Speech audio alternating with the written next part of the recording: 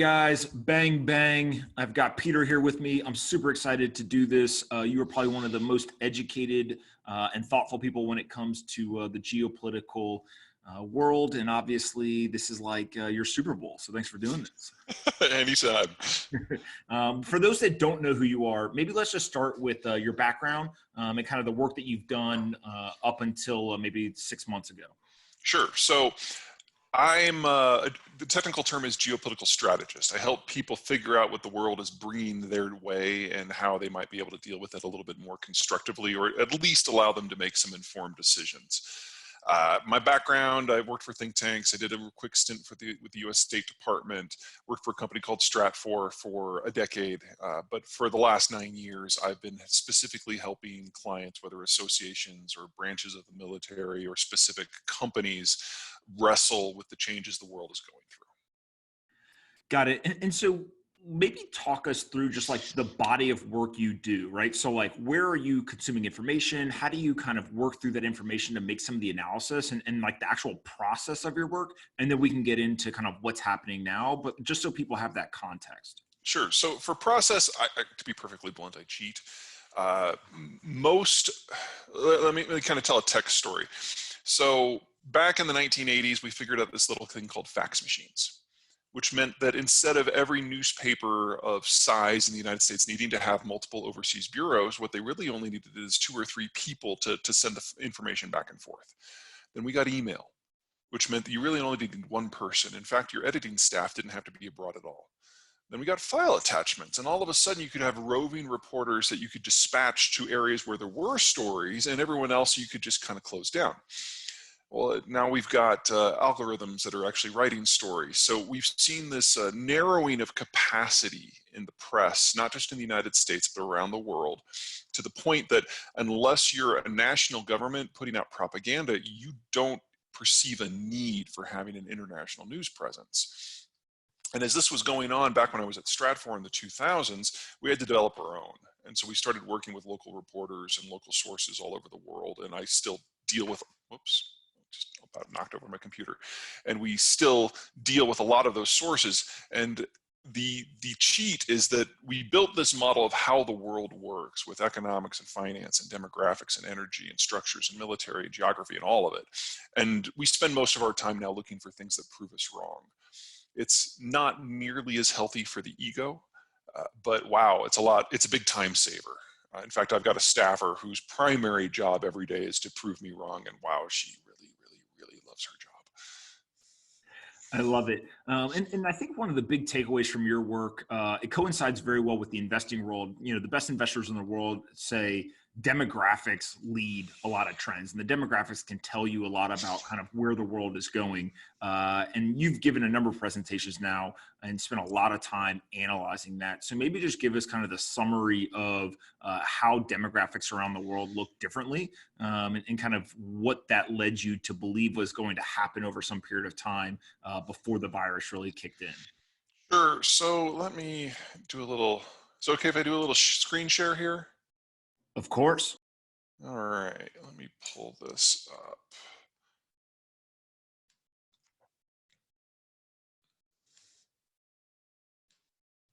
Okay, so this is what we would call a standard demographic profile. This is Mexico, lots of children, fewer young adults, fewer mature adults, retirees at the top, and mortality builds it into a pyramid. And when you look at something like this, you're going to have a very different economic structure than what you might have for a country, say, let's pick out, oh, Italy's a good one. Here's Germany. Are you seeing Germany there? Or are you still in Italy? I am still seeing Mexico. You're still in the same, sorry. It's been a nuts sort of experience here for the last, month, as opposed to Germany. So here's Germany, very heavy in the middle age, moving towards retiree. And the difference between the two here is that in Mexico, you're gonna have a consumption-led system because young people do most of the spending. And in Germany, you're gonna have an investment-led system because when you're in your 40s and your 50s, you're saving for retirement. That simple dichotomy is kind of what drives most of what's going on in the global economy and has been driving the global economy for the last 30 years. What that means is we've been in this world where most of the developing world has been the consumption base, and most of the developed world has been the investment base. And that means the propensity for trade between the two is extreme, because the poorer countries need the cash, the more advanced countries need the consumption. And so you can have things going back and forth. The Germans are good at high-end stuff, the Mexicans tend to be good at low-end stuff, and some version of this is replicated around the world. So in an environment since the end of the Cold War, when you've got global security provided by the Americans, but no real global security challenges, everybody pours money into economic development. And so from 1990 until roughly 2017, we had the greatest economic boom in human history. And I dare say for most people in the investment world, this is the world that they think is normal. It's not normal. It's the most historically atypical period we have ever known as a species. And it was always going to end, because the developing world is aging rapidly, far more rapidly than the rich world ever did. And so they're becoming Germany, but without the infrastructure, without the institutions, without the respect for democracy, without the capital structure, without the industrial base. As well, the Germans and other countries like them were aging into mass retirement. So instead of a world where we've got propensity for growth and cooperation and trade, we're moving into a world where the rich world is all retired. They're neither producing nor consuming. And the developing world is becoming aged and losing that consumption edge, but without building the capacity to move up the value-added chain. You would call this an economic dislocation, which is a very nice way to say global collapse and depression. There are a few countries that stand out as exceptions to that. The United States is at the top of the list. We have the youngest demography in the rich world, and we already have a demography that is younger than China's and will be younger than Brazil's within 20 years. So the United States is slipping into kind of this pocket reality where it builds its own stuff, trades with itself, and maybe a select group of other countries. And say what you will about the Trump administration, and there are so many things that we can say about the Trump administration. One of the things they got right is picking out specific countries that they wanted to have relationships with after this transition. So we've had 4 big successes in trade negotiations: Japan, Korea, Mexico, Canada, and we're probably going to have a 5th one with the United Kingdom this year. That's the majority of the American trade relationship. So the United States, under normal circumstances, given 3, 4, 5 years, could have transitioned from where we are right now to that sort of friends and family trading plan without suffering a recession. What coronavirus has done is knock everything off the table and force the Americans to bring out kind of like fire hoses of stimulus and monetary push in order to keep their system more or less in place. So we've thrown a bottomless supply of money at this, $3 trillion in just the last 6 weeks. That's twice as much as the rest of the world combined. They don't have the kind of capacity that we have, which means that price is no object for the Americans suddenly making this transition in a matter of a few months instead of a few years. And when we emerge on the other side of this, we're going to have American security, but not global security, an American trade network, but not a global trade network, American reindustrialization and global deindustrialization, and a demographic collapse in most of the world. It's going to be a completely new system, but historically speaking, it's a lot more normal than what we've been in for the last 30 years. Yeah, one of the things that's really interesting, as I kind of hear you describe this, is there's this weird world where when Trump took office, kind of this America first type mentality, I don't think that it had anything obviously to do with coronavirus or kind of anything that's transpired since he took office. But in some way, we're almost backing into that out of necessity. So you see things like, let's bring all of our supply chains back to the US. A lot of this trade talk, right, is the virus is almost forcing that narrative now, and it's becoming more accepted. It's seen less as kind of, either racist or in some way discriminatory. But one of the things that you said in a recent presentation, I think it was at the Upfront Summit, is the Americans' strategic order that helped them win the Cold War that's not the strategic order that they're going to need to be successful in the future, right? Like the important thing here is there is a necessity of change because the world is changing, and the countries that you described kind of recognize that. What happens to the countries that don't recognize this, right? Do they literally Yeah, some of them won't be countries much longer. Little backstory. So the core idea that drives a lot of what I do is why the United States did what it did during the 20th century. So we were pulling into Western Germany during World War II, and we're looking on the horizon. We see the Soviet war machine, and to be perfectly blunt, that's kind of scary as shit. So we were like, okay, this is in a different hemisphere from us. We cannot, with sea lift capacity, fight the Soviets in Europe. We will lose that fight. We need everyone in Europe to be on our side. So we basically bribed them. We rebuilt their countries. We provided them with security overwatch. We provided them with the nuclear umbrella. We opened our market so they could export their way back to being first world countries, if in exchange they allowed us to write their security policies. And that trade, that guns for butter trade, is what enabled the United States to ultimately prevail in the Cold War. The big problem, however, is when we got to 1990 and the Cold War was over, we voted out of office the president who was figuring out what was next, and then voted in 4 successive presidents who didn't care about foreign affairs much at all. And so we've just kind of been on drift now for 30 years. And by providing global security, but not asking for anything in return, Americans became steadily more disenchanted with the world we know. Trump is not simply the natural progression of that. He's just kind of the next step on the road.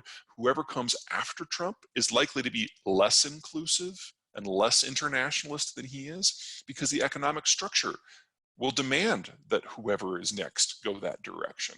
So if you look at, say, the Democratic primaries, when we had like 195,000 people trying to be president, all of them said that Trump was being too soft on China in the trade talks. Trump is not nationalist by American standards on trade. He's kind of middle in the road.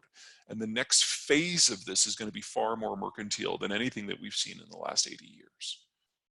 Yeah. So speaking of China, you've pretty much said that they won't be a unified or industrial country in the next decade or so, which I think kind of shocks people. Like that's a Sure. pretty big statement. Talk a little bit just about why you believe that, and then what does the world look like if you're right in that prediction? Sure. So China is one of the fastest aging societies in the world. You hold a one-child policy for 35 years, you run out of 30-year-olds. I mean, that's how math works. The Chinese cannot interact economically with the rest of the world without a global security paradigm in place. They don't have a long-range navy. In fact, 90% of their firepower can't sail more than about 1,000 miles from the shore, so that doesn't get them to any major consumption clusters. They import pretty much all of the raw commodities that allow them to function. That's everything from corn on one side to oil on the other. So if they don't control the sea lanes, which they can't, they're completely dependent upon American security largesse just to exist. And if you look back at the long stretch of the history of the Han Chinese, 3,500 years, they've very, very rarely been unified. They're usually engaged in some sort of civil war or fighting off some sort of invasion. Neither of those goes well.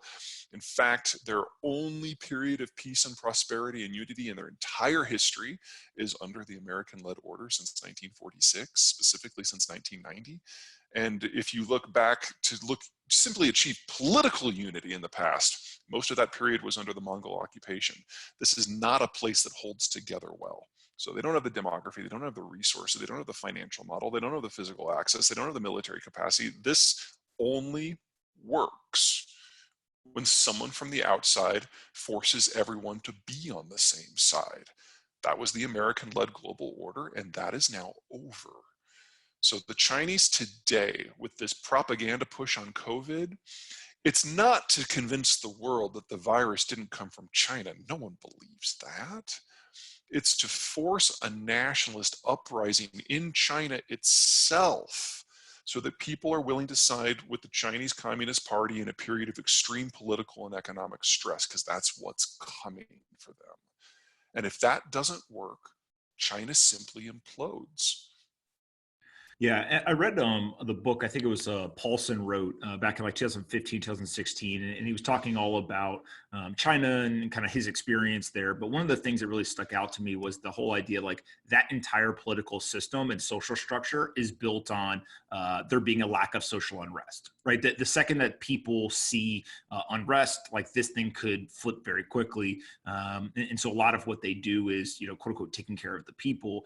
I guess how much of the narrative around they're driving manufacturing, they're driving technological advancement, artificial intelligence, kind of leaps and stuff coming out of China.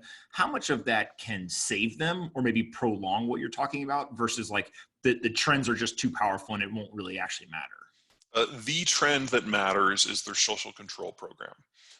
They've basically blocked off the Chinese internet from the rest of the world, and they're using it in other data management tools, some proto-AI stuff, in order to manage their population, so that whenever you do have, to be perfectly blunt, three people getting together in the same room to talk about the government knows and can use its army of censors and thugs to basically break it up. It's never been tried before. It's very Orwellian. We're now actually having a situation where the Chinese government is installing monitors in people's apartments if they're suspected of maybe having COVID, in order to enforce quarantine. So, things that in this country are in the realm of fiction are now being implemented on a regular basis. Ethnic cleansing is being done this way, forced sterilizations, what they're doing with the Uyghurs out in Xinjiang, a million people in concentration camps. They're trying to take the best data management tools available and use it to force the unity of the Han identity as defined by the CCP. Can you imagine what Milosevic would have done with these technologies? And now we're seeing it done on a scale that's like, 2 orders of magnitude larger. That's the only way that this works. And even for that to work, the United States still has to keep providing global security and asking for nothing in return, because the only way they can keep that going is if they can continue to access resources and export markets. So the most likely future here where China holds is the US stops doing what it's doing. The lights go out in China because the power goes out because they can't import their materials anymore. The export markets disappear. And we drop into kind of a neo-Maoist tyranny where the standard of living in China just absolutely plummets and they just kind of become completely inward focused. In the few chapters of Chinese history where the center has held, it's kind of looked like that. They'll just be doing it with webcams as opposed to monitors on every corner. It's not a pretty picture. And almost all the other scenarios are worse. So I totally understand why they're willing to denigrate their own population to that degree to remain in control, because the alternative is implosion and chaos. And, that's not hardly a friendly version at all. The Chinese are fairly astute students of their own history. They understand what's at stake here. Yeah. Before we move on to another part of the world, what would have to change, or what data would you have to see to kind of change your mind as to like, this is where we're headed? If I saw X, my mind would actually Sure. think it's going to happen. We would have to have a significant change in technology that allows people over age 65 to continue to work and pay taxes, coupled with a social change that forces them to continue to work and pay taxes. Most of our medical breakthroughs when it comes to people age 55 and over is about extending life, not extending working life. And that mindset has to change radically for us to go in a different direction here. And I guess part of that is a technological change is the type of work could also change, right? So just because you're getting older, you may not be able to go into the field or go into the factory and kind of do more of the manual labor. But if there was even something that could change the way that people work itself, that also is part of that. That would be one way, but I think we all know that convincing our parents to use Skype has been a bit of a challenge these last couple of weeks. And trying to train people who thought they were going to retire in an entirely new industry, that's a reach. Yeah, for sure. Let's switch gears and go to the Middle East. Well, Obviously, there's a cheery topic. Yeah. yeah, there is there's complete chaos right now. Everything from oil to a lot of kind of the geopolitical relations there. Just what's kind of your general view of that region itself, and kind of how you look at the demographics and what you expect to happen there. Well, you're going to have to break it up. There's a lot of different subregions, so let's just kind of go through them. Saudi Arabia, Kuwait, Qatar, UAE, those countries, the very rich countries of the Arab side of the Persian Gulf, they're involved in a global price war, primarily with the Russians, but not exclusively anymore. They are deliberately trying to drive oil prices as low as possible, negative if they can, and I think they can. And if they pull this off, I'd say even odds at present, it's going to take about 20 million barrels of crude production globally offline for years, and they will finally have what they wanted, which is a crude market where they can set the price and set the volume over the midterm. Looks broadly like they're going to be able to pull that off. So explain this more, because I think one of the things that you had previously said was around these negative prices in oil, but what occurred was it last week or 2 weeks ago when the May contracts, the physically settled futures contracts went negative. That's not what you're talking about, right? No, the May contract was in the United States, one specific spot at Cushing ran out of future leased storage. The storage wasn't actually full yet. Well, 4 to 6 weeks from now, it really will be full. And it won't just be at Cushing. What the Saudis are doing is any place they see a competitor, first and foremost the Russians, where they've got a pipeline that empties out into a populated area or a pipeline that hits a port, they are sending super tankers of crude to super saturate demand in those locations, specifically going after things like Rotterdam or Suez or Korea that are popular transshipment points for Russian crude, making sure that the tanks are completely full so the Russian crude has nowhere to go. They're doing this to a slightly less intense degree wherever all their other competitors are. So, for example, slightly less intense. There's 50 million barrels of crude from Saudi Arabia coming to the American Gulf Coast to try to knock shale out. That's nothing compared to what they're doing to Europe and Asia. And the goal is just to fill up all the tanks so that the producers have nowhere to sell their crude whatsoever. So they have to shut down their pipelines and they have to shut down their wells. Now, in a place like the United States, if you do this and the wells get shut in, they can be turned back on later. And from the point that you start drilling a shale well to the day you get first crude is only about 6 weeks. So US shale is going to take a hell of a hit. There's probably about 1 million barrels per day of production already offline. Probably another 2 million are going to happen before the end of the year. That's probably going to be front loaded. That's a 25% reduction in shale output. That's a big deal, but it'll be back in a couple of years. But if you shut in wells in Nigeria and Siberia, they're gone. It's going to be years, if not a decade, before you see those producing again.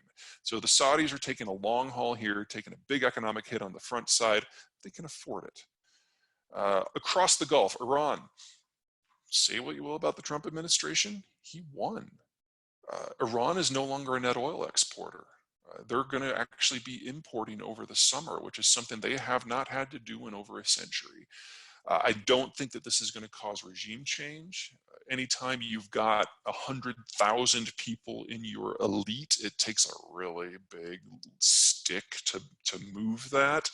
But this is the end of Iran having cash, which means Iran in Lebanon and in Gaza and Iraq and Syria and all the other places that the Iranians have had their fingers, all of a sudden they don't have any money to back it up. They're massively overextended, which raises the opportunity for countries like Turkey or Saudi Arabia to turn the tide in their favor. So expect a lot more nutsoid violence in this region because the Iranians, everyone forgets, the Iranians are not the violent actors here. That's the Saudis. ISIS came from Saudi Arabia. Al-Qaeda came from Saudi Arabia. And we should expect to see a lot more groups like that boiling up throughout this entire region, just burning down everything that the Iranians think that they have achieved in the last 10 years. It's going to be wretchedly awful. What other countries are you concerned about? Well, so let's go back to Saudi Arabia for a second. Sure. So, the oil playbook that they're playing out right now, where they're trying to literally saturate these areas, how much of that is opportunistic because it was presented by the virus driving down the consumption of oil versus this was like some playbook that they had ready and waiting and they were going to execute it with or without the virus occurring? The Saudis have tried something like this 3 or 4 times in the last 15 years, but the market has never been right. Now, the market's right. The emotion and the leadership are also kind of lined up. The Saudis originally went to the Russians with a deal for a preemptive cut to manage the oil market back in January and February, and the Russians said no. So the Saudis got pissed off. This wouldn't have worked without global oil demand being down by 20, 30 million barrels a day. Second, leadership. We got a new guy in charge, Mohammed bin Salman. If you've seen my readings or writings, you know that he's not my favorite person. He kind of makes Putin look like a kinder, gentler kind of gentleman. But he's young, and he's taken the institutions of Saudi Arabia by storm. He's consolidating power, and honestly, this is what a king does. And if this works for him, he will have consolidated his person as the most powerful person in the region for at least the next couple of decades. I think he's aware of that. This is his proving ground. And so far, in my opinion, it's going really well for him. Yeah, it's absolutely fascinating when you start to get into this game of it almost feels like a perfect storm, right? Literally, when oil production goes down, they start to flood the market. The piece to me that I don't understand is what can Russia or other players in the market, what can they do, right? Or do they just kind of have to take it on the chin and say, look, we just got to hope that consumption jumps back, Sure, some kind of level.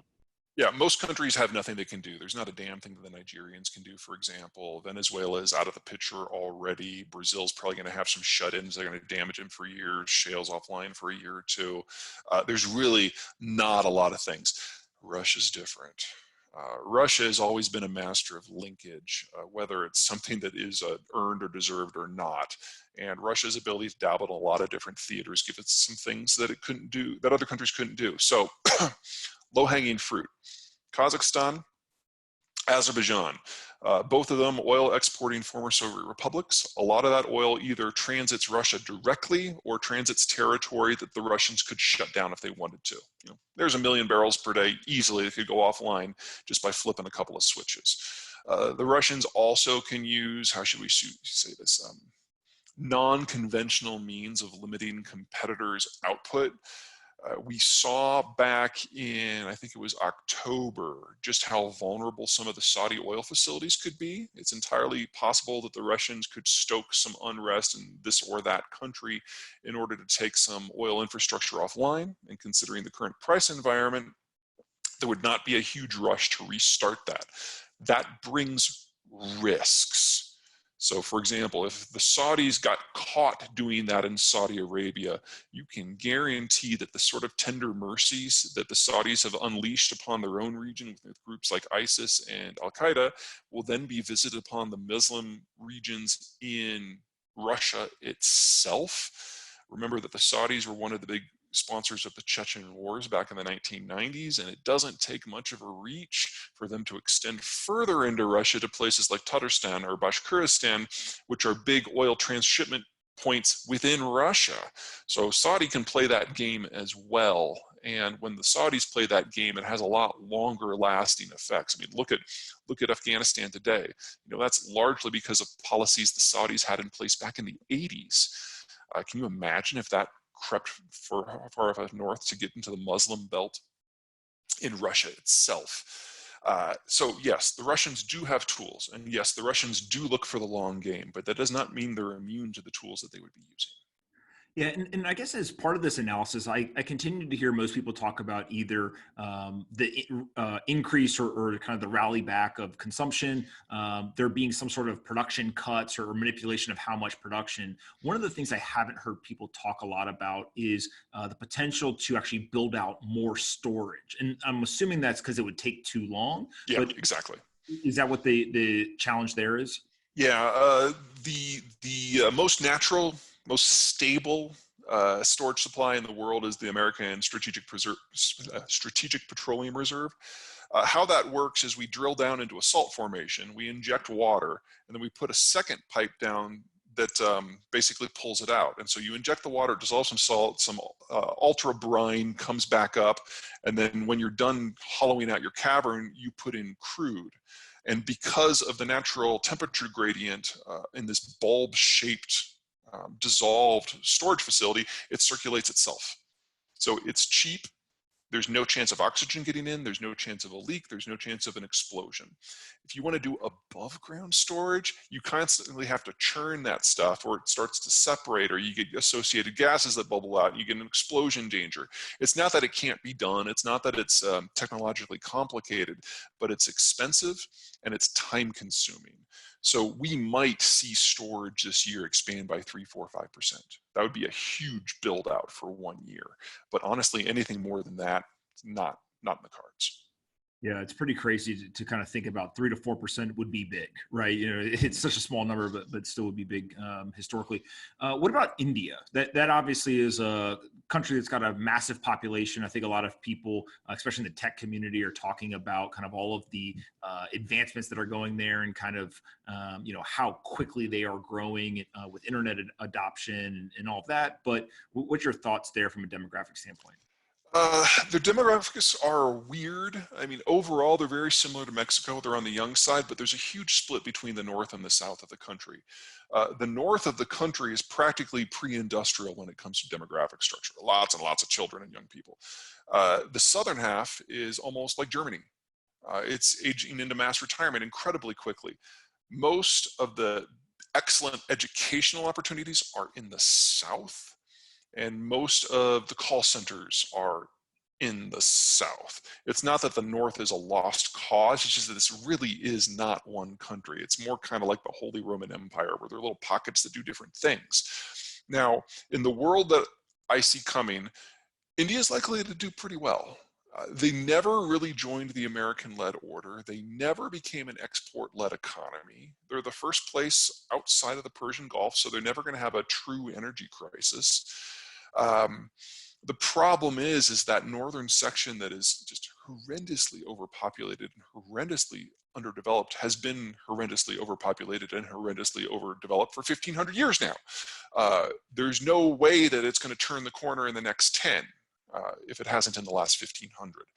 So India is stable, but I don't think it's about to become a superpower in any stretch of the imagination. In addition, that northern section, wow. You want to talk about COVID? That just absolutely terrifies me. One of the reasons why the Spanish flu hit India so much harder than it hit Europe or the United States back in the 1918 epidemic is because of that density of population. It's far more densely populated now, and this new virus is far more communicable than the Spanish flu was. So India, by the numbers, seems to be doing okay, but that's because India doesn't test. So we're just going to see the death rate skyrocket, which is going to unwind a lot of the gains.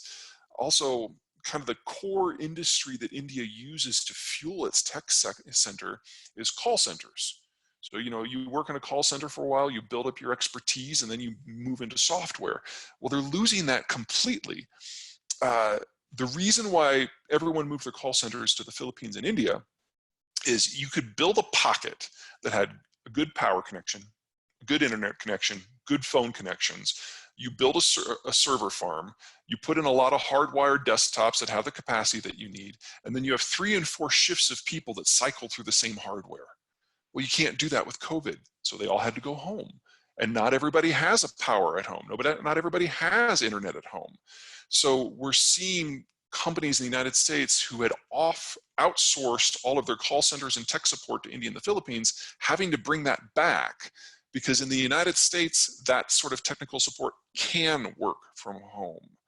And for every day that this continues, India is seeing the bedrock staff development of the call centers erode away, which means the next step up is going to be that much harder moving forward. Doesn't mean the end of Indian tech, but it does mean the end of cost-effective Indian tech. And that has always been their big selling point. So they'll still have some stuff at the top end. You know, the top 1% in India, that's still 15 million people. You know, that's not insignificant. But this big institutional boost that they had that gave them scads of programmers at a low cost, that's probably over. And what is the second and third order effects of that, right? If those US based companies or kind of international companies shy away from that model, given what they're seeing right now, like that capital obviously doesn't go into that economy, and kind of how do you see that rippling through the Indian economy?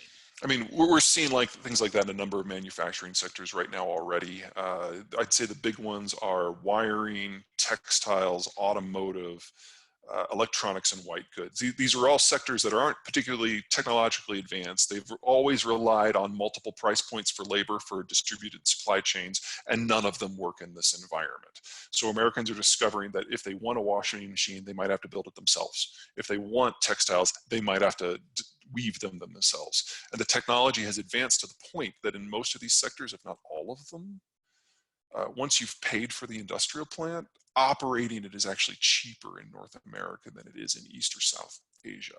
And so we're going to see this huge scale, just pickup of industries, relocation into North America in shorter, simpler supply chains that are closer to the end consumer. And what gets left behind, it really depends upon where you are. If you're in Thailand or Malaysia, the semiconductor supply chain system is a lot stickier. Usually the crystals are grown, sliced, cut, doped, cooked, and built into chips all in the same facility. You don't just pick that up and move it. But textiles, you know, you can have a facility that's 1 acre in North Carolina with a staff of 2 that is cheaper to operate than a facility in India with a staff of 2,000 people at looms. That's not going to come back. For it to come back, the global security situation would have to not change. And if the Americans are going home, they have no reason to have a supply chain system in South and Southeast Asia. So you will still have some of this for Indians who want to supply themselves. But the idea that call centers and textiles can be kind of that first step towards towards a deeper development experience, moving up the value-added chain, building an infrastructure, expanding infrastructure, you know, that model's over. The rules of how we've operated for the last 70 years are changing right now. And countries like India are going to have to find a completely new model to take advantage of it or pioneer their own to move forward. And if you look at the last 1,500 years of Indian history, there's not a particularly robust historical analog that they can draw from here. Stagnation is by far the most likely outcome. And especially if you keep that 1% at the top that's still value added, the degree of inequality you're going to see in India is going to be huge, and that will absolutely have political connotations. Would it be fair to say that a lot of this is also accelerated by technology? So the U.S.-based companies, by pulling back some of those call centers, things like, hey, people can do this from home. We can, kind of cut costs, but also other parts of manufacturing. The U.S. companies are now getting more kind of adept at actually doing this here in America because they can replace that worker with a piece of technology, and that drives down costs as well and makes it more cost efficient. Yeah, the sort of jobs that are coming back from South and Southeast and East Asia to the United States are not going to look the same here. They're going to be far more technologically driven, but maybe not as much as you think. Remember, we all of a sudden have 25 million unemployed people in this country that we didn't have a month ago. So labor shortages simply aren't a concern right now. So on our side of the pond, what's going to be happening over the next 3 months is our metro regions are going to start to open up. They're going to be forced to reindustrialize if they want these products. Some states are going to be able to take advantage of that better than others because they either have a better healthcare system or a better testing regime or a better infrastructure or cheaper electricity or a population that's more willing to work in a slightly higher risk environment. Texas has been a boom state for a while now, but in the environment that we're moving into, Texas has the interface between the Texas Triangle cities and the Gulf Coast, and between the United States and Mexico. So it's got that multi-tiered wage strategy that has been familiar to us. It's a tech center, especially Dallas-Fort Worth. It's an energy sector, especially Houston. And it's a cutting edge tech operationalization facility in the case of Austin. So it's all in one place in a state that has no income tax. So I expect Texas is going to kind of have outsized performance for the next couple of years. That doesn't mean other places aren't going to be taking advantage of this. That's kind of where I think it's going to happen first. One of the things to keep in mind is that because of the physical and demographic structure of the United States, we will have secondary epidemics from this, but they won't be nationwide. It'll hit Denver, it'll hit Fort Lauderdale, whatever, and you can lock those cities down. Our mass transit system, particularly among our cities, is awful. And right now that's a good thing, because it means it limits the capacity of the virus to jump from city to city to city. You don't have that in China. You don't have that in Indonesia. You certainly don't have that in India or France. There, once you get an epidemic, it's going to go national very, very quickly. And that is going to provide Americans with a bit of a leg up in this process. We will, in time, evolve in the technological direction that you're pointing out. Absolutely. But it probably isn't going to start out that way. Yeah, it's really interesting to kind of think through. It's almost like there's a psychological shift that happens, right? And the short-term solution is, like you said, just putting the people to work. And then over time, you've already shifted your mindset. You know you're not going back to these other areas of the world. And so then building the technology would make sense. One of the areas that I went about 4 years ago now, was Nigeria. And when I was there, I was blown away by a lot of the demographics and both in growth and kind of things that people there were talking about and how technologically advanced they were compared to what I thought they were. So I was very kind of surprised. What's kind of your thoughts just kind of in West Africa in general? I mean, the geography is so riven in sub-Saharan Africa, it's really hard to draw any sort of conclusions. Nigeria, as you pointed out, is the demographic heavyweight, both in terms of age structure and just size. The biggest problem they're going to be having, however, is they've never really been able to diversify their economy away from crude, and more importantly, their political system is completely based on the divvying up of the crude resources. If you want to go back to like the Biafran War, that was a period where some parts of the country thought that they could deny oil income to other parts of the country. And so the Biafrans tried to leave. We had a civil war as a result. And now we have a rotating presidential system where every few years, a different region of the country has the president, and a different region of the country has the vice president. And as long as nobody dies out of order, the oil flows and everybody is happily subsidized. Oil's going to zero. So the entire political compromise system that has kept violence in Nigeria to a relatively tolerable level is going away. We think economic restructuring in this country is difficult. It is. They're going to have to deal with a ground up overhaul of their political system this year. I don't see how they do that in a peaceful manner.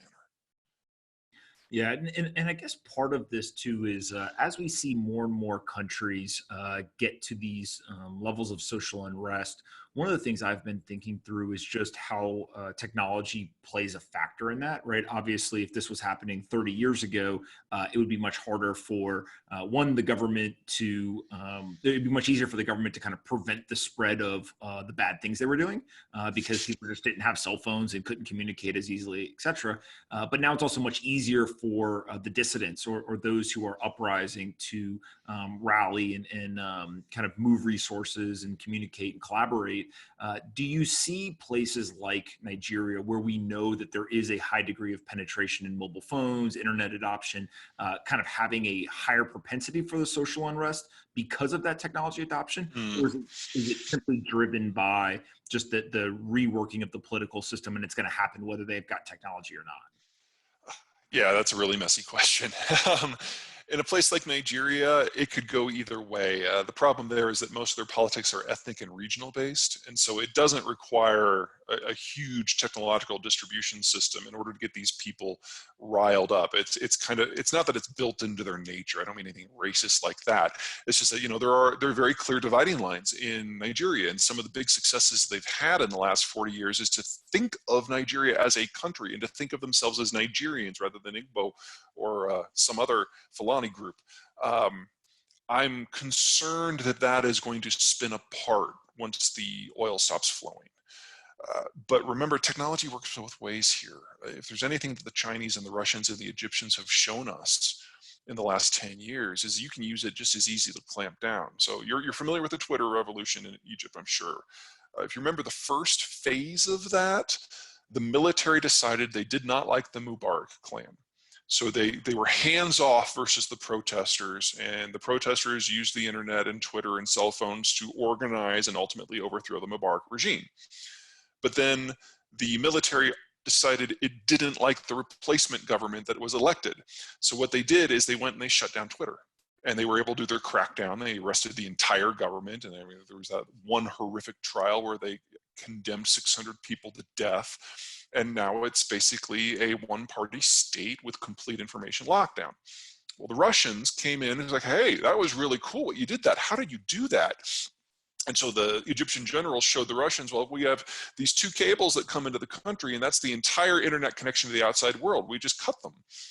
So the Russians went and they built kill switches on all the places where the cables came into Russia so they could do the same thing whenever they want. And now they've got monitoring centers at those cables. So if they see message traffic that they don't like, they can go and hunt down the individual people responsible. The Chinese, of course, have amped that up to the next degree, where now they've even forced cooperation with companies like Google so that if they see messages they don't like, they're automatically tagged by algorithms and sent to the Chinese security services, complete with the physical location for where the message was sent from. So a team can just go arrest the person. So I don't think we're going to see that kind of thing in Nigeria, but the Chinese and the Russians are absolutely exporting these technologies to thugs around the world.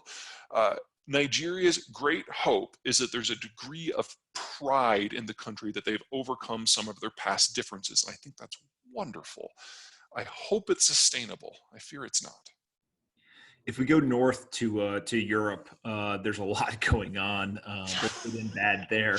What's kind of the general idea of how that plays out? Okay, so Europe is, aside from Japan, the oldest part of the world in terms of demographic structure. So as a whole, the whole continent was going to age into mass retirement this decade. For most of them, that means that coronavirus has ended any hope they have of economic recovery. A country like Germany that was probably going to hit mass retirement in 2026 just lost a massive amount of time and capital, and it's going to take them 2-3 years to recover from COVID, which puts us within 2 to 3 years of their deadline. Italy's even older, had a shorter deadline, was in a worse position going in. Some of these countries will never recover to where they were in February. Against that backdrop, the Americans are removing themselves from the equation.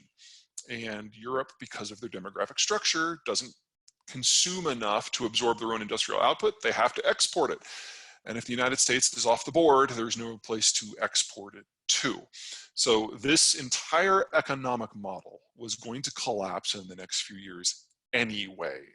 COVID has just moved up the time frame. The poorer countries in Europe, the less well-run countries in Europe, the more indebted countries in Europe are making a last-ditch plea for Germany to bail them out. And the Germans are like, we only have 2 years left for us. Why in the world would we give those 2 years up in order to salvage you for another 2 years? So we are looking at the end of the European experiment here. There is no way that the common currency and the common market survives in this environment because they don't have an export market. They're running out of finance. So we're just kind of seeing Europe in its death throes right now. The question is, how long can they kind of hang on by their fingernails until we start seeing political and structural breakdowns? And honestly, if you're in Germany and the Netherlands and you can establish maybe a quasi-independent relationship with the United States, there might be a path forward there, but there's definitely not a path forward for Europe as a whole. Why have more of these countries not tried to create that kind of ally relationship with the United States? And you know, is it just they don't see the writing on the wall? They are arrogant and think that it's not going to happen? What's going on there? Well, there's all of that. I don't mean to suggest that any of that is wrong, but I mean, ultimately, if you're just to pick a couple small countries, Slovenia or Ireland or Slovakia, you know, an independent political and strategic environment where you look after your own interests, I'm sorry, that doesn't work. They're too small. These countries only exist because of the American-led order. Yet the big powers, especially Germany and France, are big enough to think of from themselves. Now, the Germans aren't supposed to be thinking from themselves on strategic issues. And so you get this built-in dichotomy of these small countries who can't look for themselves out for themselves and honestly would prefer not to, so they just kind of coast along with NATO and the EU doing all the big decisions, and they're allowed to exist as independent places. While the big countries make the big decisions, and then everyone tries to play the Americans and the French off of one another. That only works for a little bit longer. And so what we're going to be seeing is kind of a Franco-centric Western Europe that will emerge out of this, a Germo-centric Central Europe that has to deal with the Russians, and the small countries either sign up for one of these two spheres or die. There aren't a lot of countries that have the strategic flexibility to do anything else. And of those that do, they luckily get along pretty well. So Britain, Norway, Sweden, Denmark, those four specifically, maybe toss in the Netherlands. They're Atlantic facing. They have a history of resisting France and Germany. They tend to work together pretty well, with the exception of the Brits. They're all the same genetic pool, thanks for the Vikings. And they all have reasonably positive relationships with the United States. So it's entirely possible that that extreme northern chunk ultimately enters into some sort of association with the Americans. But that is 100% dependent upon how British-American trade talks go this year. And what COVID has done is it's forced the Brits to kind of put that off, because they're thinking in the short term, it's probably best if we don't sever all links to continental Europe. And that delay may prove fatal for longer term strategic relations with the United States, just because they're going to run out of time. Yeah, and I guess as part of this, like go back to France for a second, like the yellow vest protests and things that we saw there, is that kind of like early signs of some of this order cracking and people basically saying, hey, we've had enough? Because my understanding is a lot of that was around like gas taxes and very government-driven initiatives, or is that something that's so separate and is more micro and unrelated to the macro environment? Yeah, while I like to draw everything into my big theory, I'm afraid that one doesn't quite fit. Yellow Jackets, France has always had a relatively statist economy. In terms of percent of GDP, they're usually up near the top in terms of what the state controls versus the private sector. And what Macron was trying to do was to loosen that up a little bit so that the country could be a little bit more dynamic. He looks at what the Germans were able to achieve with labor reforms in the early 2000s, and he wanted to do something similar in France in order to spark more economic activity so that France could be a stronger economic pole in Europe versus Germany specifically. And that has not worked out nearly as well as he thought. Honestly, COVID's kind of a blessing because it's made the protests kind of impossible. So the French government is continuing on with the statist tradition, but it's trying to make a few tweaks on the edges. It's kind of like we're seeing the Keystone Pipeline is having to sprint for construction right now because the protesters can't get there. The same thing's going on in France with economic reforms. It's happening all over the world. One last area of the world that we haven't talked about is South America and Central America as well. Just kind of thoughts there. I know that you've got a lot of thoughts on Mexico, but also maybe some on South America. Sure. So yeah, I'm a big fan of Mexico for demographic and industrial reasons. They're the only really, they're the only economy as skies that is now linked to the United States at the hip. And relations between Mexico and City and Washington are actually the best they have ever been in the history of both countries, which is kind of crazy when you consider who's in charge in both countries. But that's true. Moving next step, Central America. These are states that can only succeed if they are completely under the American wing. The Trump administration has, I don't want to say ruined, but certainly complicated relations with all of them. And everything that the Trump administration has done has the net effect of basically emptying out these countries and forcing people to go somewhere else for their well-being. So say what you will about Trump, he has encouraged a migration crisis that he will probably be able to profit from politically for quite some time. South, once you get into South America, Venezuela dies as a country this year. It was already collapsing, and if oil prices go to zero, that's it. We're looking at complete state breakdown, famine. Several million people are going to die, and the rest are going to have very little choice but to relocate. This is the end of the country as a country until another power goes in and physically reconstructs it from the ground up. That is a decade process. That is a thankless task. And the only reason anyone would do that is to get the oil. And right now, no one cares about the oil.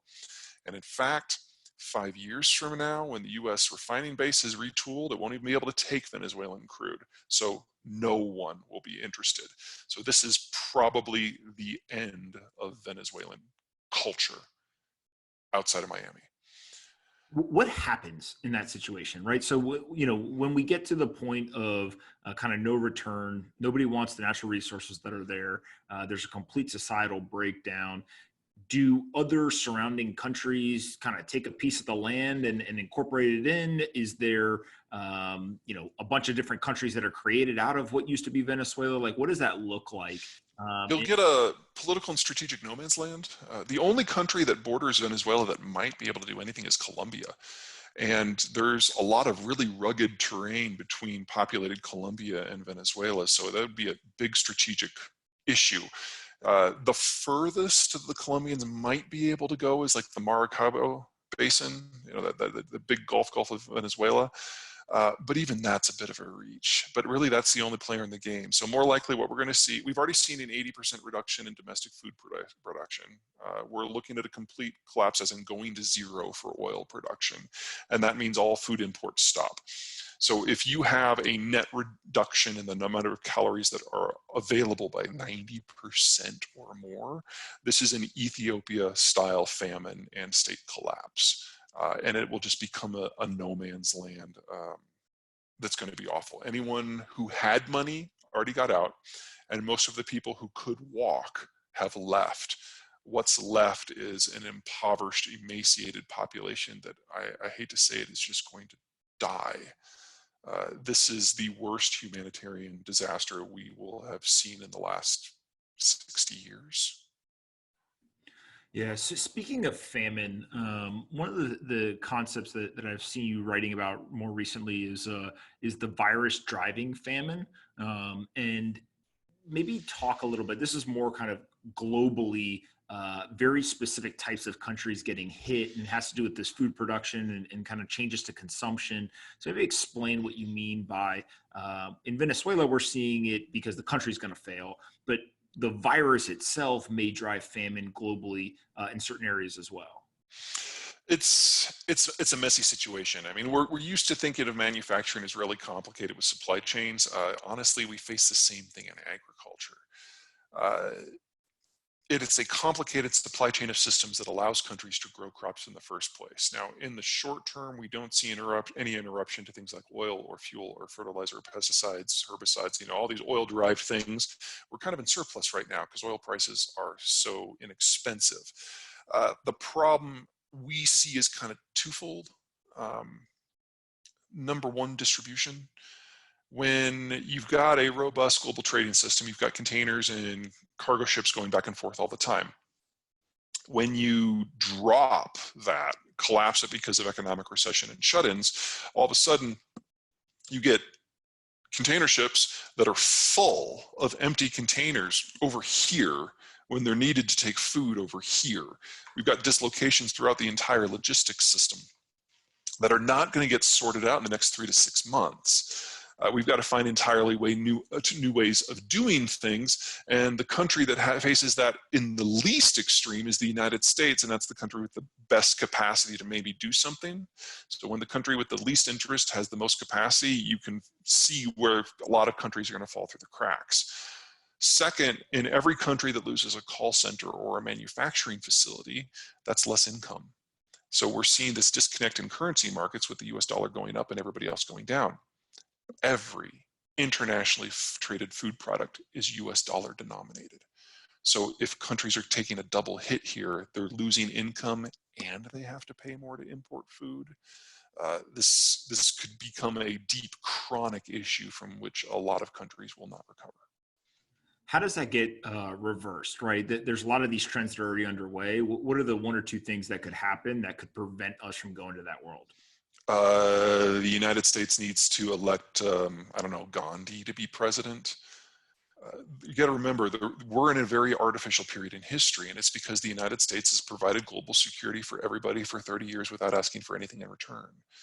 When the United States stepped back from that, it was always going to be a question of just, which country collapses in what order and how.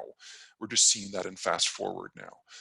If the United States is not interested in being a global leader and no one else has the capacity to be a global leader, then countries and regions have to figure out how to operate on their own.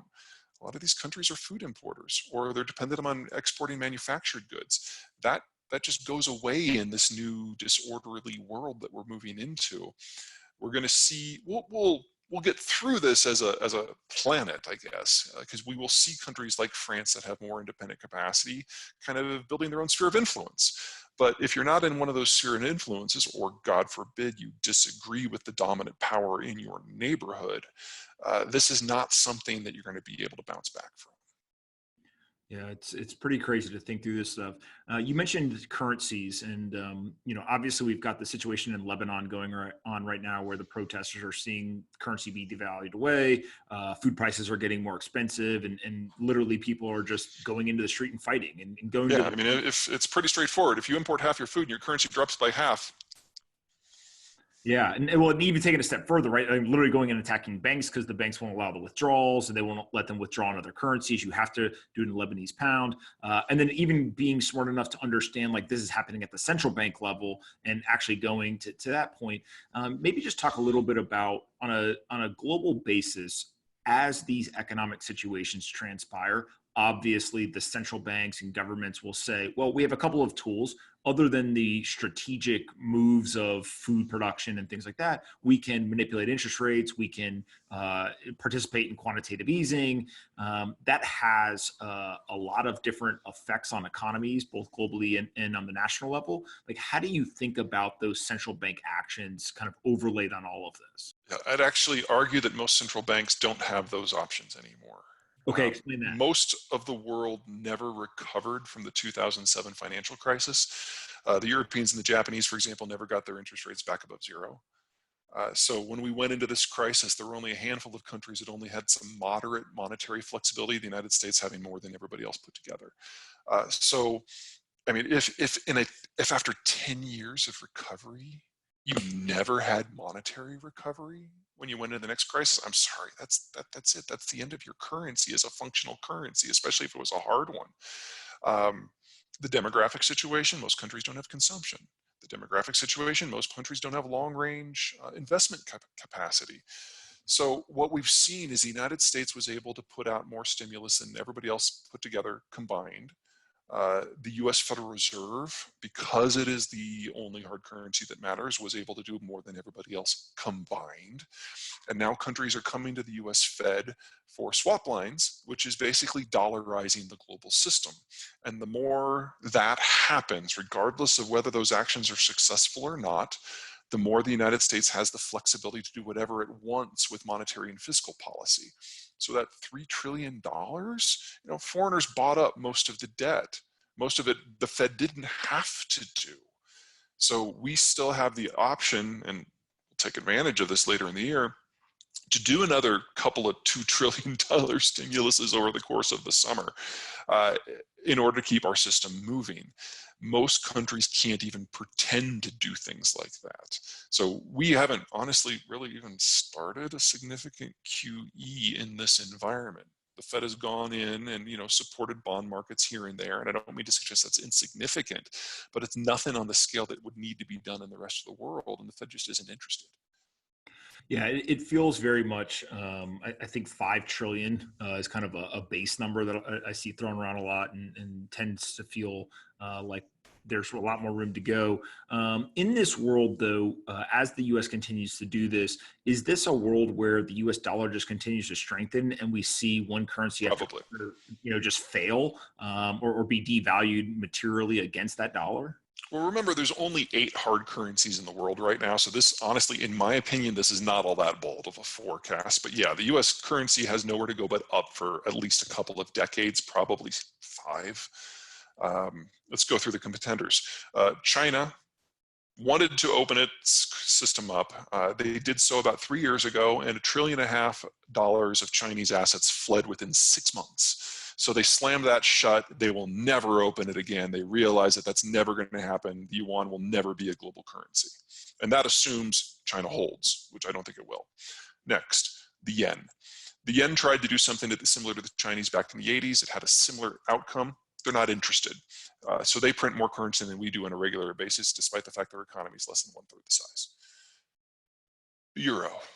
Wow. It's not that they've mismanaged it. It's just they've failed to take advantage of what time they've had in order to reform their system and to prepare for what a world without favorable demographics is.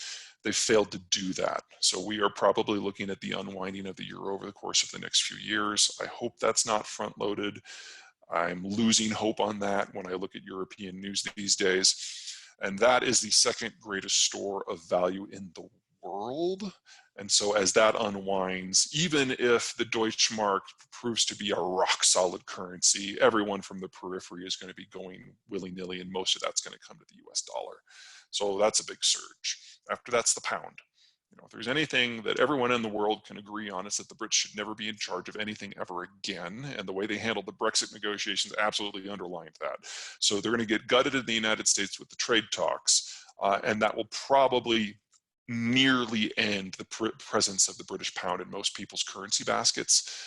They're basically going to be folded into the NAFTA system.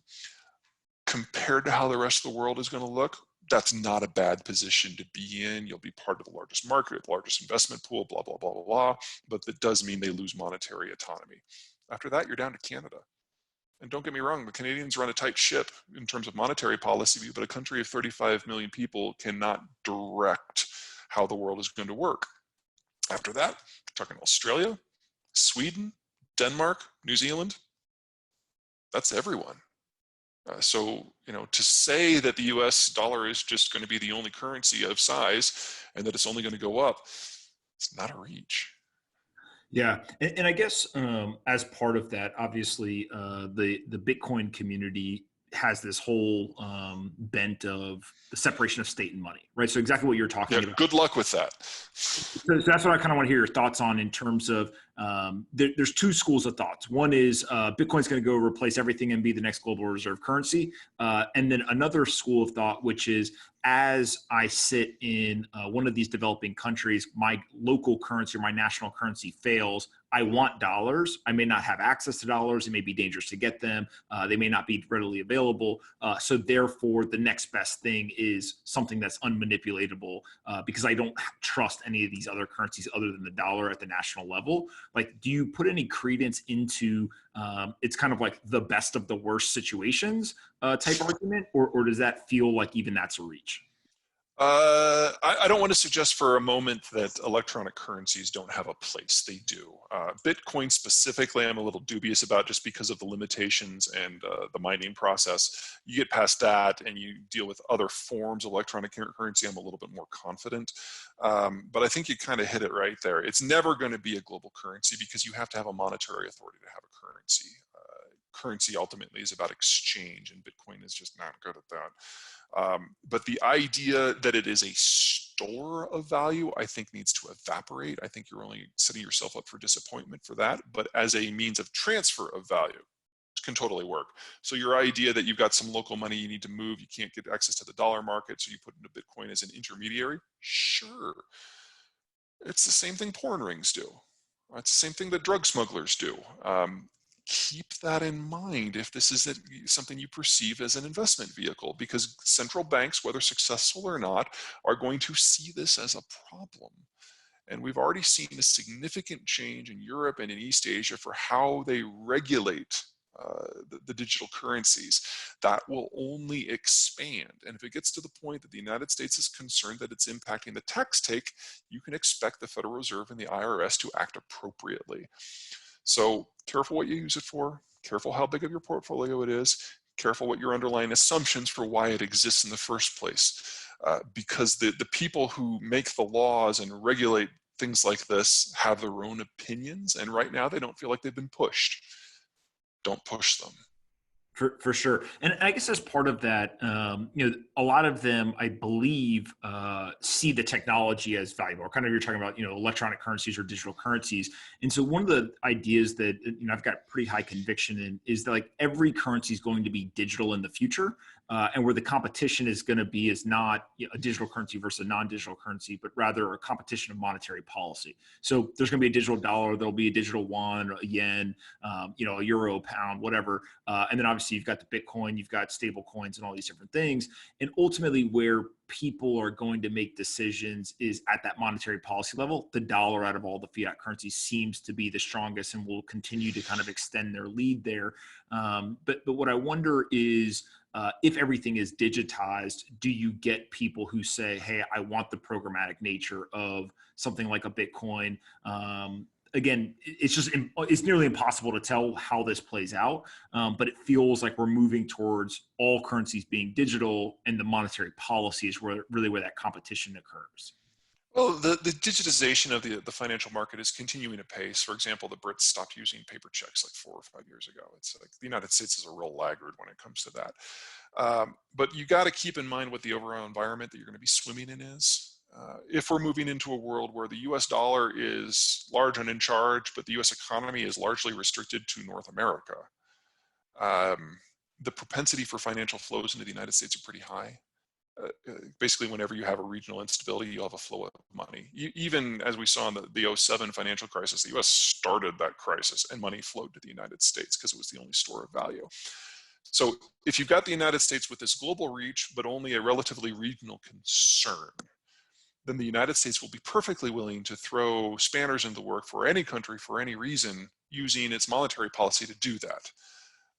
That's the sort of environment that Bitcoin is going to be swimming in. And I'm not saying that that's good, or I'm not saying that it's bad, and I'm not saying there's not opportunity within the volatility, but you have to keep in mind that any money that is not domiciled in the United States dollar zone will be seen as a target or an opportunity for US policymakers moving forward. So just be very, very careful with that. Yeah, for sure. And we've seen that, right? I mean, you see politicians like Brad Sherman and stuff, right, come out, pretty aggressively against a lot of this stuff. In closing here, I guess my big question is like the picture you paint of the world, one is very rooted in data and demographics. And over time, we've learned that is a great way to view the world. But what is like the one thing, if you said, you know what, I was wrong 10 years from now, 20 years from now, like what's the one thing where you're like, you know what, this is probably the thing that I missed, or the thing that I have the lowest level of confidence in this kind of view of the world? The problem with my world is always timing. It's easy for me to look at all the structural factors and draw a line forward and tell you where the natural conclusion is going to be.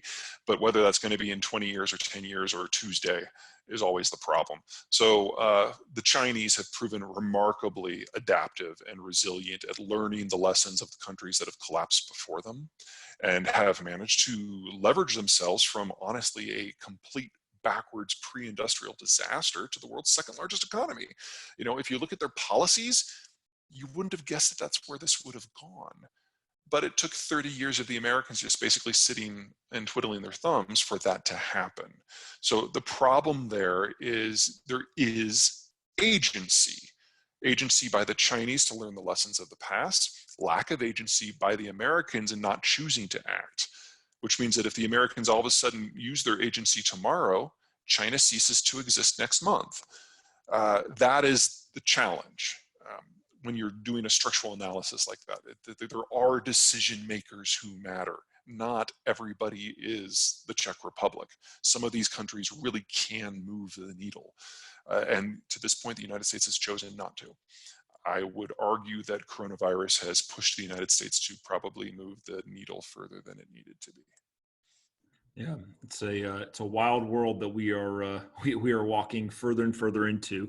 I finish up with 2 questions and let you ask me one to wrap up. What is the most important book you've ever read other than your own?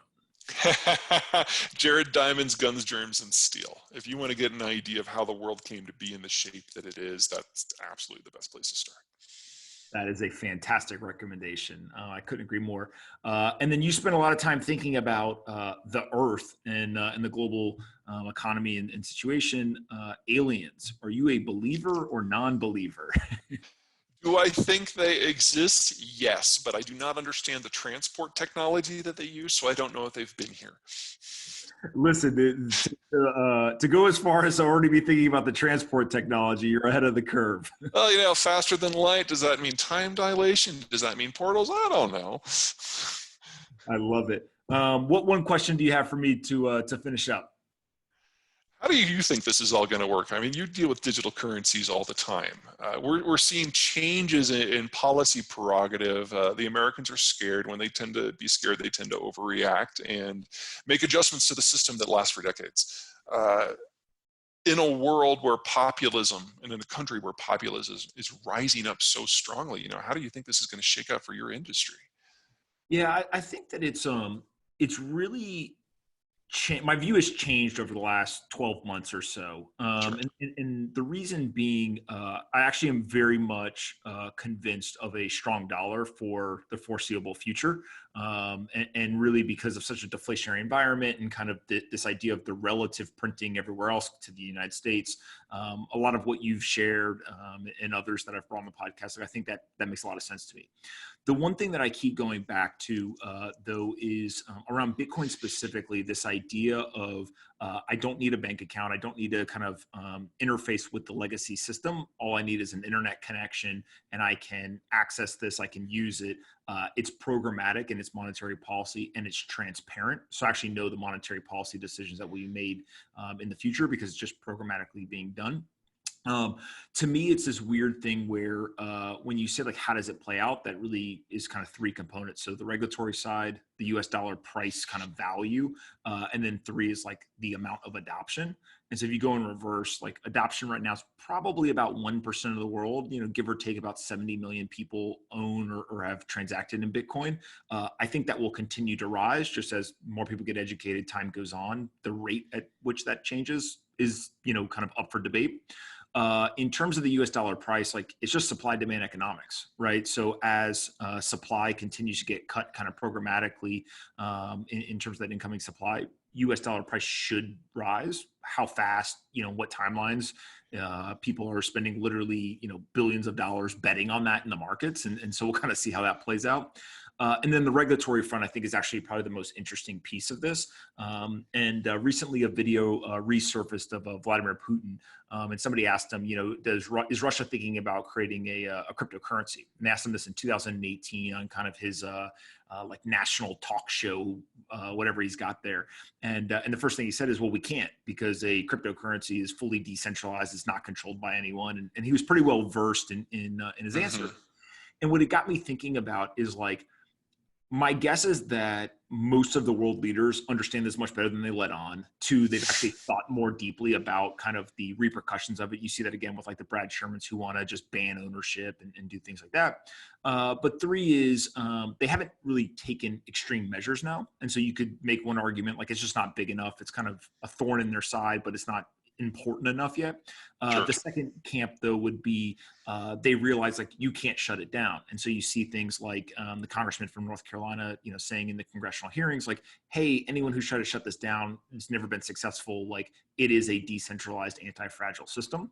And so, like, I'm with you on this weird world of like, you don't want to have showdowns with governments, right? Like people tend to lose those, especially developed countries where it's the most powerful military in the world.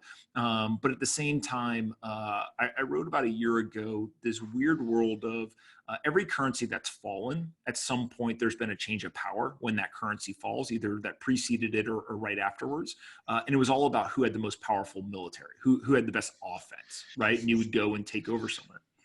In a cyber world, though, does that reverse? Is it almost whoever has the best defense actually is the strongest? Meaning that, if we go and we hack into, China's electrical grid, they basically kick us out at some point and they fix the patch the hole. And if they can keep us out, they're actually stronger. It's not so much about offense, it's more about defense. And in that world, the Bitcoin network's the strongest computing network in the world. Like, does that then all of a sudden mean in some weird way, like the strongest quote unquote military behind a currency is this computer network versus a fiat currency? I don't know, but like that's a framework that I keep trying to think through, that I think just hasn't been discussed enough, and like I'm not smart enough to come up with the answer. So, and there's only one way to test the theory too. So, yeah, exactly. And so I don't know. It's just I think a lot of Bitcoiners specifically like this specific world because it's so multidisciplinary, right? And obviously the work that you do, you have so many different inputs that you've got to analyze to figure out what's going to happen, or at least think about that. And I think Bitcoin's very similar to that. Jack. Yeah. So listen, I appreciate you you taking the time to do this. Where can we send people to read more and get the books and kind of get everything that you've been cranking out? So the website is Zeihan.com. That's Zeihan.com. You can sign up for the newsletter there. It's completely free. And you can follow me on Twitter at Peter Zeihan. Awesome, man. You've been doing a fantastic job. So I appreciate you doing this, and hopefully we can drive some people over there. And I highly recommend the books. The books are fantastic. So. Oh yeah, Disunited Nations came just before the crackdown on transport. So it doesn't deal with COVID, but it totally talks about national collapse. Absolutely. All right, Peter. Thanks so much. All right. Take care.